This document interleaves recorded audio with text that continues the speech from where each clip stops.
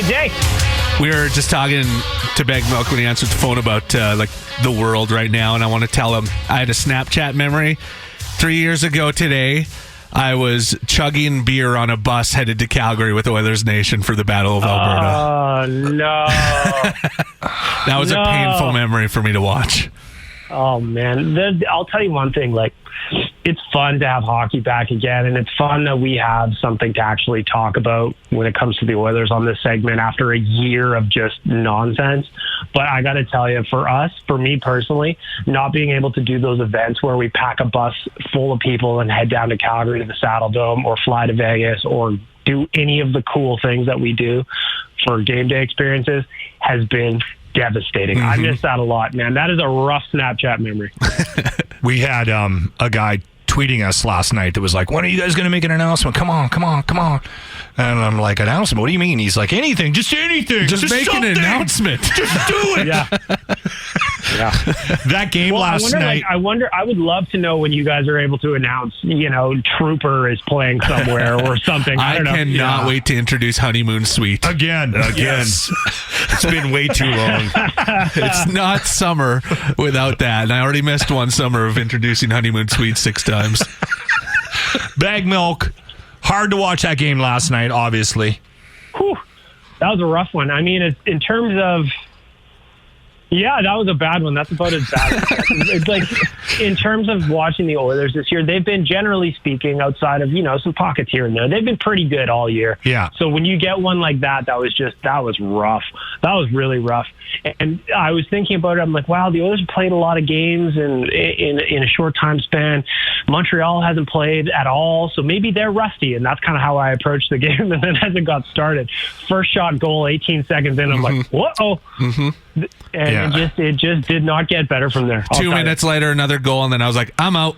The problem I have with that game last night is, generally speaking, they'll have like a bad period. You can tell that they're just trying to shake off rust, like you brought up.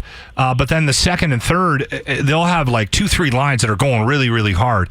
Last night, that Cassian line, that makeshift Cassian line that they had, which I think is the third line, it was what they were calling it last night, had a couple of moments, but outside of that, man, that was a night off for the Oilers on the ice for sure. You're 1,000% right. I don't, like I said, there have been pockets where they've had some losses and some tough ones, but I don't really remember too many instances where all 60 minutes were just garbage. It was just. Yeah. It was exactly like you said. After the first period, they were down by a field goal, and I'm like, okay, well, when you have Connor and Leon on the same team, who knows what can happen? They'll be better in the second, I said to myself.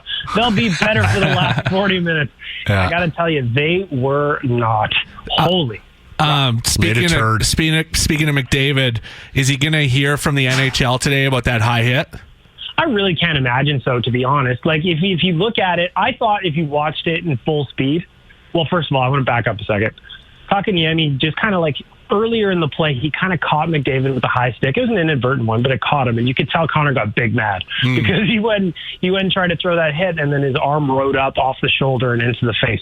So he did get a penalty for it. Well-deserved penalty, frankly. I can't imagine he gets suspended for that. Maybe a fine, but you know what? If you're Connor McDavid and you get a $1,000 fine, I don't think that's a bad day either. Yeah, that's okay. I think Connor is, you can tell that he's getting a little bit frustrated with how everyone's playing him right now. And I don't mind it. I don't mind a little violence. I'm quite comfortable watching him take that hit last night. I was like, all right, good.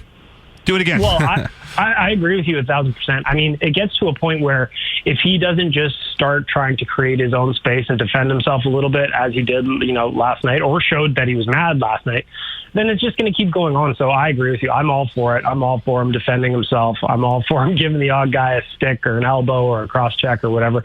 That gets him some space. He takes more than his share of those things. So it is what it is. I can't imagine there's a suspension. I would be shocked.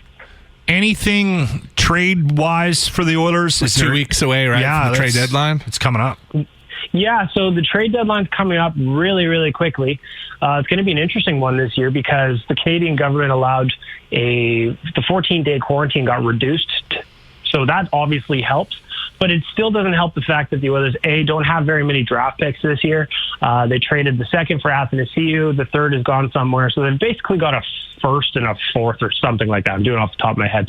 What they need is a left winger, a skilled left winger, because what I really noticed when Connor and Leon were playing together, that leaves the Nuge line with absolutely nobody on it. There was one point where it was Ryan Nugent-Hopkins in the middle, Kaylor Yamamoto on the right, and Dominic Cahoon on the left. Cahoon's not a top six player, and there's nothing wrong with that. He's just not. But that line was tiny. So I think they need a top six winger. I just don't think they're going to get it done. They don't have the cap space. I'm not sure they have the assets. If anything, I would predict a third line center type or maybe a depth defenseman. But this isn't going to be one of those sexy trade deadlines for the Oilers. They just don't have the assets or the space. Yeah. Also, it's so close. How many teams are going to be willing to move guys? Like, every division is so tight right now. Yeah, that's exactly. A good point, unless you're Taylor Hall in Buffalo and just gagging to go literally anywhere, I don't know what the Oilers are really going to do. I don't know what Ken Holland's going to do. I'll be fascinated to watch it because, he got a lot done with very little cap space in the offseason. So maybe he got something done. I personally am not expecting it. Pulls a rabbit out of his hat? Perhaps. There you go. He's been around Easter the league just for around the corner. 2,000 years. It's possible. Right. Oilers and Flames. Next action is Friday, 7 o'clock. Always a pleasure. Baggedmilk, thanks for your time today, brother. Thanks, boys.